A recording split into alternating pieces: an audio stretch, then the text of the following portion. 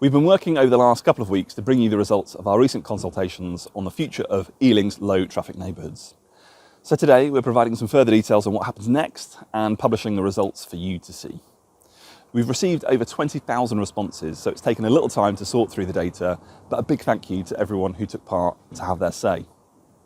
We're pleased to say that the majority of residents living within two LTNs, Adrian Avenue and the proposed Deans Road and Montague Avenue, support having permanent LTN schemes put in place. That means we'll work towards Adrian Avenue LTN staying and a new LTN on Deans Road and Montague Avenue being introduced permanently. However, this consultation hasn't shown that residents support the making of a further 7 LTNs permanent. We pledged to be an open, transparent and inclusive council, so I want to be straight with you. We can't make any decisions on those schemes at this point, as the government guidance on LTNs, like Ealing's, suddenly changed on the 31st of July.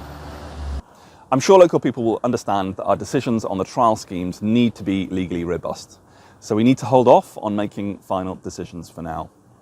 But we're hopeful that we'll be able to make the decision in September. I can also tell you that the traffic and air quality monitoring data that have been available to us at this stage says that since the easing of lockdown, there have been only marginal improvements to both, to the extent that we're pretty much back to where we were before the pandemic.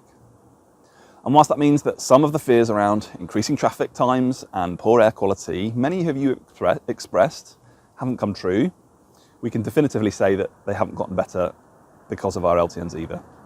As these LTN trials were introduced during the COVID-19 pandemic, we also unfortunately don't have data on how they've impacted on walking and cycling and how much they've encouraged active travel.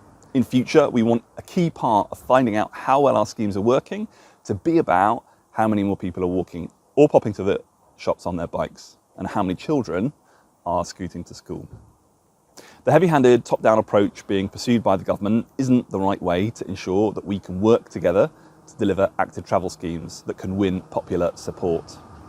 Our commitment to tackling the climate crisis and enabling active travel and cycling remains unchanged, and we know we must take people with us. We'll continue to explore further LTN schemes, but we will only be implementing them where we can get public support. We've proven that we can do it in places like this. I'm standing on Deans Road and Montague Avenue, where residents have told us that they want to bring forward an LTN. This was formerly part of LTN 21, which we had to remove because of our neighbours in Hounslow closing a key boundary road, making the scheme unworkable. So I'm delighted that we're still able to deliver a smaller scheme for residents of a former LTN area on this road. But LTNs are not the only tool available to us in tackling the climate crisis. We're also setting out plans to make permanent a huge expansion of the borough's cycling provision, including a key route along Uxbridge Road. And we're proud to be a 20-mile-an-hour borough and also introducing 5 new school streets schemes on top of the 10 we already have and have made permanent to make it fairer, safer for children to cycle and walk to school. So again, thank you for everybody who's taken part in the consultation, and I hope to be able to update you in September on the LTN schemes once we've gone through the government guidance. Thank you.